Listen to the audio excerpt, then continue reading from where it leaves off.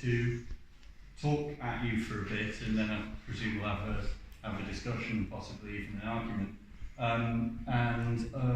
I apologise in advance if I go on a bit. It's just that this topic is it's very big. It takes in an enormous amount of history and an enormous amount of complicated and passion-inspiring political issues spanning a lot of space as well as time.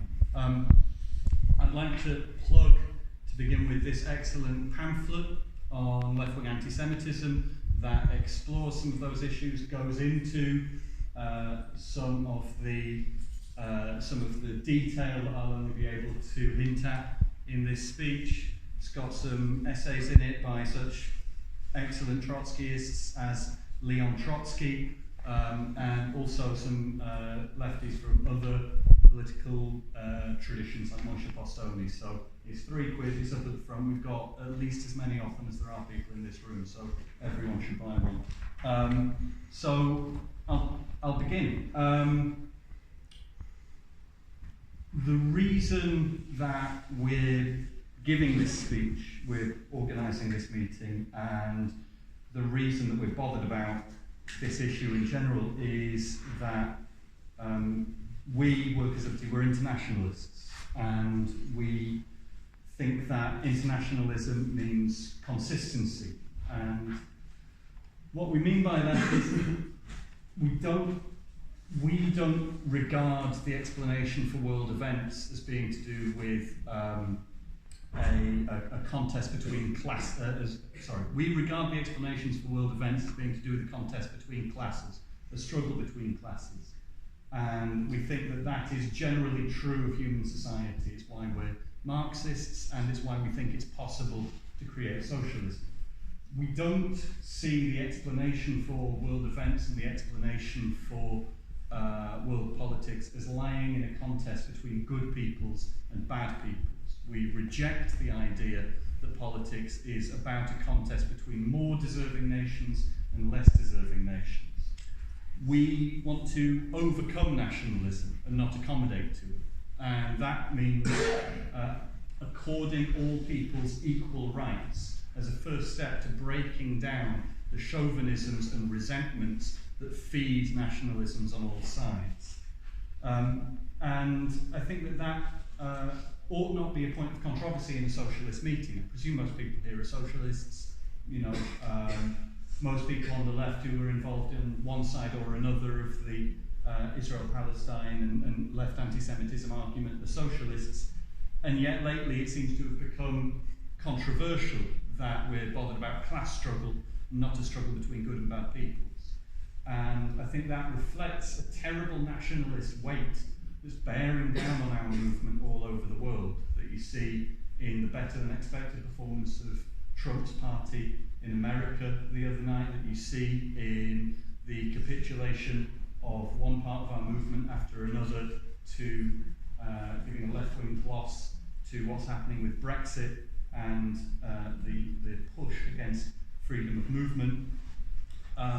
I think that it's necessary for us to assert that we're internationalists, that we're about consistent internationalism. And we don't want to put a brave face on nationalism but oppose it. I think the other issue is that we're on the side of the oppressed, where there's a natural, almost physical urge that motivates people to become socialists, which is that you want to take the side of the underdog. And we're on the side of the oppressed, but only insofar we only support them in their aspiration to have the same rights as everyone else. We only back the oppressed in their aspiration to have equal rights with everyone else, to have the basis of their oppression taken away. And we don't support, and this is paraphrasing something that Lenin said on the national question, we don't support the aspiration of oppressed peoples to become oppressors in turn. And so that comes back to this question about consistency. So I'll talk about anti-Semitism. Anti-Semitism, hatred of Jews, is like any other form of racism. It takes on like any other form of racism, it's different. All forms of racism are historical. None of them are like the weather. None of them fall from the sky. They're all specific, and they come from somewhere. They have specific characteristics. They're different from other forms of racism, and they also change through time. And the same is true of anti-Semitism. So as history's gone by, there's been the Christian form of anti-Semitism, a Christian religious form of hatred of Jews that you see, for example, with the expulsions of Jews from different European countries, the forced conversions that people underwent in medieval Spain. You see what you could call racialistic, pseudo-scientific, Nazi-style anti-Semitism that gained a lot of ground in the 19th and 20th centuries. And you see what you could call non-religious and, in a way, non-racialized anti-Semitic conspiracy theories. Oddly, there exist anti-Semitic conspiracy theories that make no reference to Jews. Someone can be talking about lizards, or Rothschilds, or Illuminati, or various stand-ins for the Jews, and there's something structurally anti-Semitic about these conspiracy theories. And one of the things in this pamphlet that Moshe Postoni writes about, a term that he coins, is he describes anti-Semitism as a pseudo-emancipatory critique, which I think is a very good term. It's unfortunate that it uses such esoteric words. What he means is that there is something different about anti-Semitism from other racisms that in some sense makes it an ideology of the little man. It's pseudo-emancipatory, whereas other forms of racism are about saying that the racial group that you're hating is lesser than you, they're weaker than you. For example, anti-black racism has a lot to do with saying that black people are naturally, it's better that they be enslaved by white people because they're inferior in some sense. Anti-Semitism accords supernatural powers to Jews in various senses. It accords unusual power to Jews. And a part of anti-Semitism is about the myth of Jewish power. And that speaks to something that oppressed people in society feel, which is real, which is that there is a group of people who don't like you, who have power over the world. You don't have that power over the world. There is a weight pressing down on you, and power is held in the hands of other people.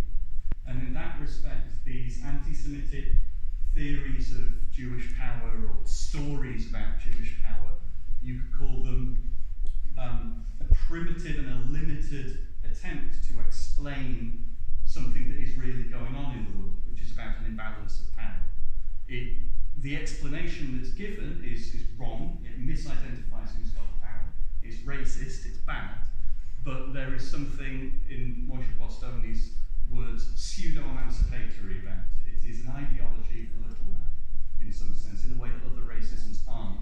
And that is something that makes anti-Semitism uniquely and durably, if you like, seductive to the left. There is something about anti-Semitism in its pseudo-emancipatory character that makes it dangerous for the left, makes it easier for the left to absorb into its bloodstream. So one of the founders of the socialist movement in Germany, a guy called August Bebel, called anti-Semitism the socialism of fools. And it's that he was referring to, that anti-Semitism is a story about elites and about powerful people. And that is what gives it this unfortunate relationship with socialism in a certain sense. And unfortunately, it didn't die when August Bebel said that it was stupid. It goes on to this day. Was anyone here involved in the Occupy movement when there was Occupy London a few years ago? And there was a bit of that stuff came up north as well. Was anyone? No, but if you hung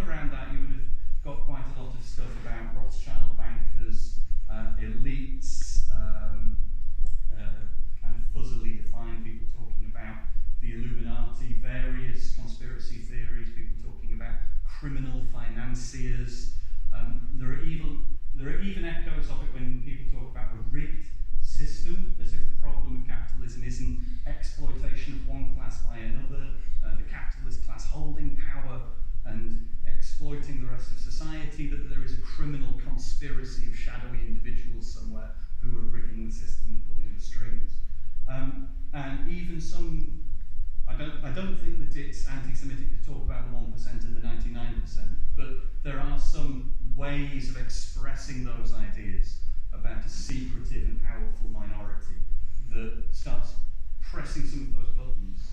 One of the places that these sorts of anti-Semitic conspiracy theories come from, often relate to in the modern era, is a document called the Protocols of the Elders of Zion. I don't know if people have heard of this. Do people know that document, the Protocols of the Elders of Zion? It's what purports to be, it's a very famous forgery. It purports to be a set of minutes from a meeting between powerful Zionists meeting at midnight in a cemetery in Prague.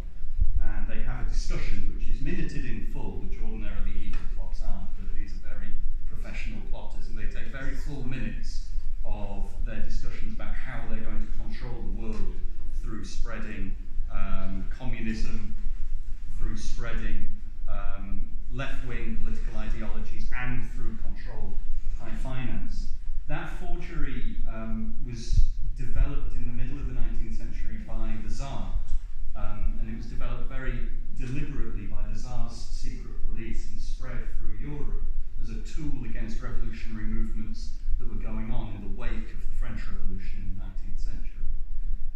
And yet that has survived, that document and the story that it tells has survived into the present day. It's been used by Nazis. It's also occasionally even turned up in the hands of some people on the fringes of the left.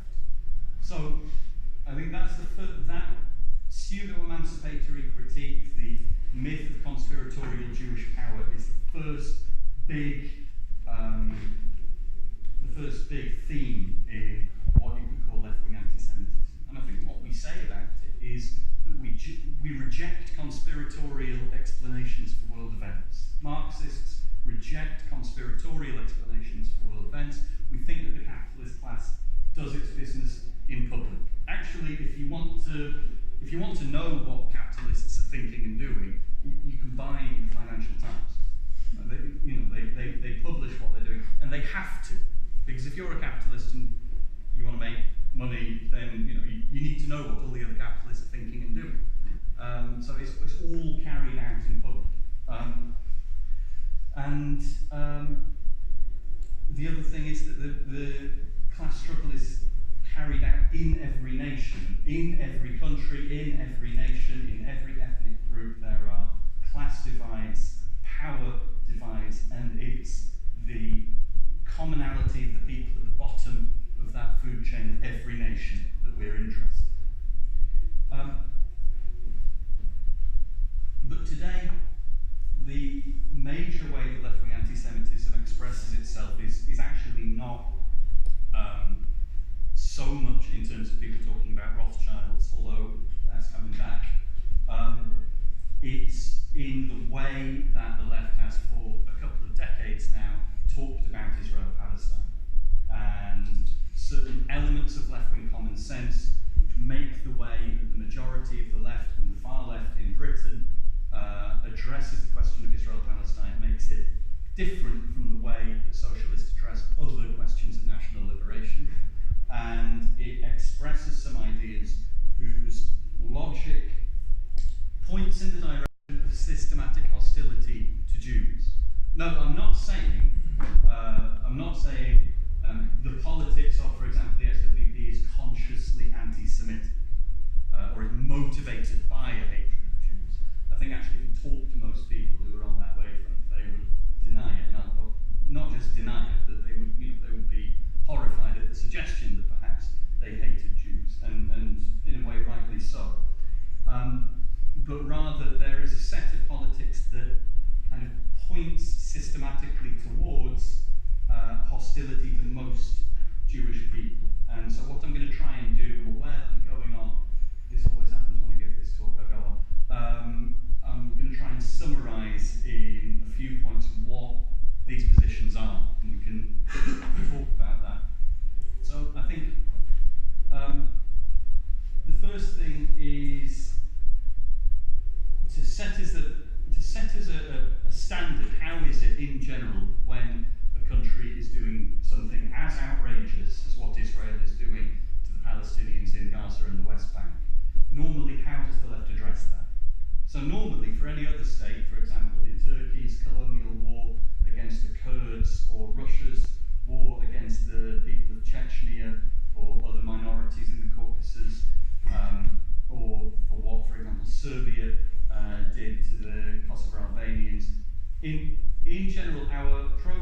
is to say that the state that's attacking other people, the state that's waging war, should change its behaviour.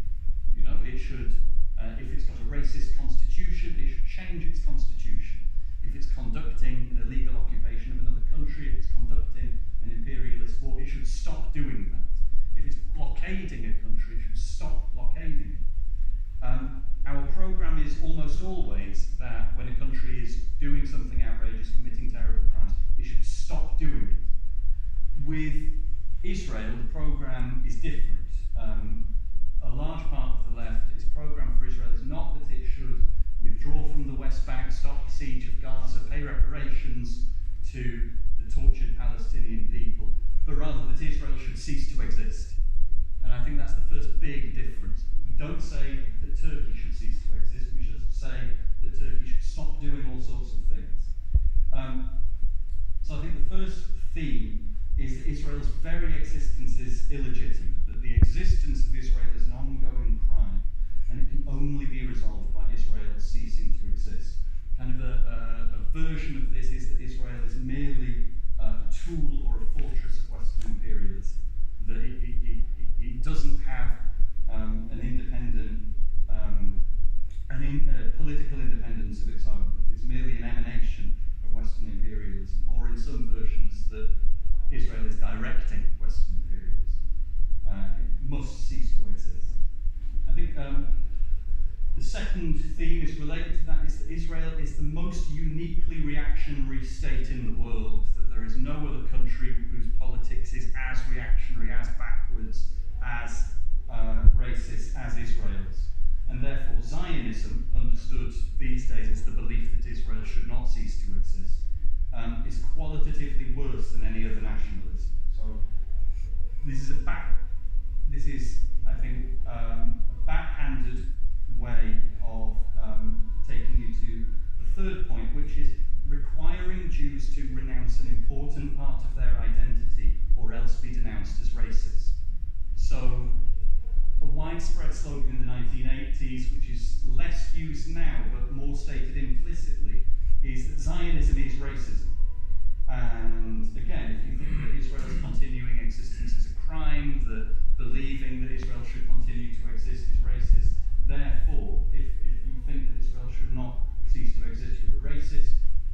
That is a point of view, according to a 2015 survey carried out by City University. That is a point of view that's shared by 90% of Jewish people in the UK. So 90% of Jewish people in the UK think that Israel should continue to exist.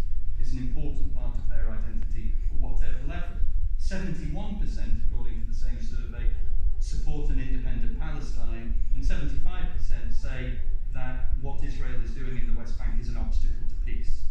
So, whereas ordinarily one wouldn't require explicitly or implicitly that, say, people from Saudi Arabia denounce their government or even call for their home countries to cease to exist, or else be regarded as probably a racist, that is seen as, by a lot of people on the far left, that is seen as an unproblematic attitude to have towards only this one national group.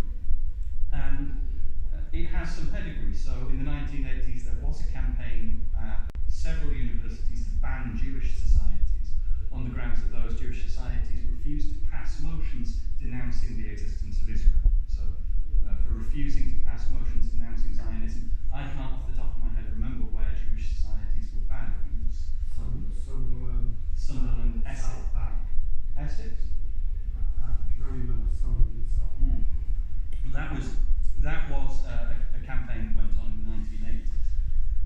And coming back to the earlier theme, I think the fourth part of an exceptional way that a lot of the far left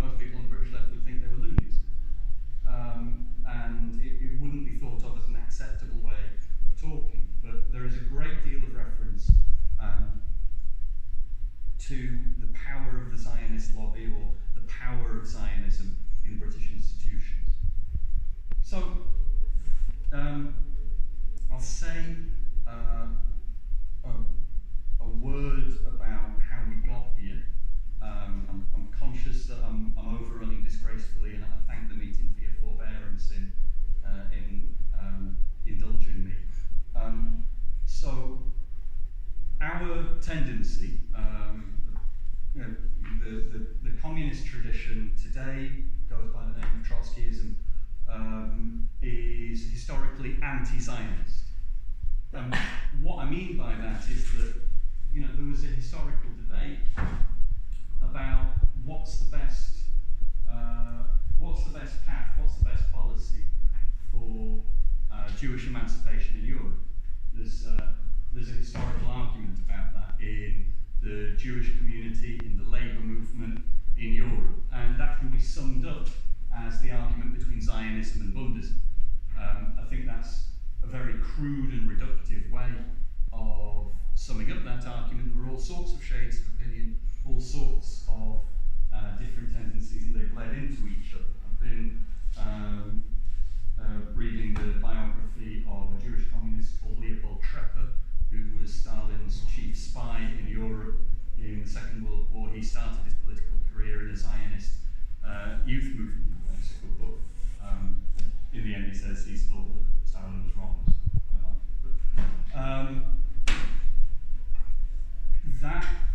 The argument ran roughly along the lines of, should anti-Jewish racism in Europe be combated through class struggle, through people staying in Europe, through Jews uniting with the local labour movement and fighting the racists, or should people accept that short of the Jewish people obtaining a homeland of their own, you're never going to sort that out?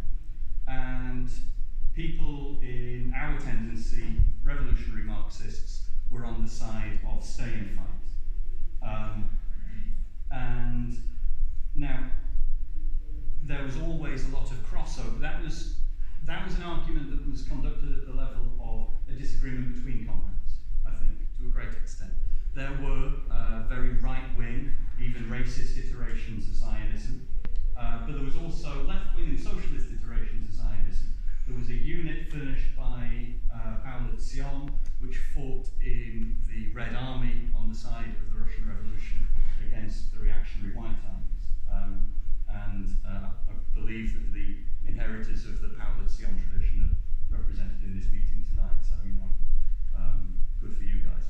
I believe we were on mention it would start. Some people say it's all the best. Anyone can make a mistake. Yeah.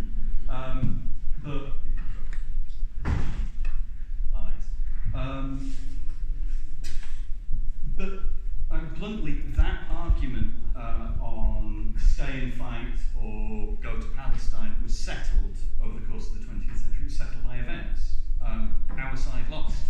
That question was settled by the Holocaust.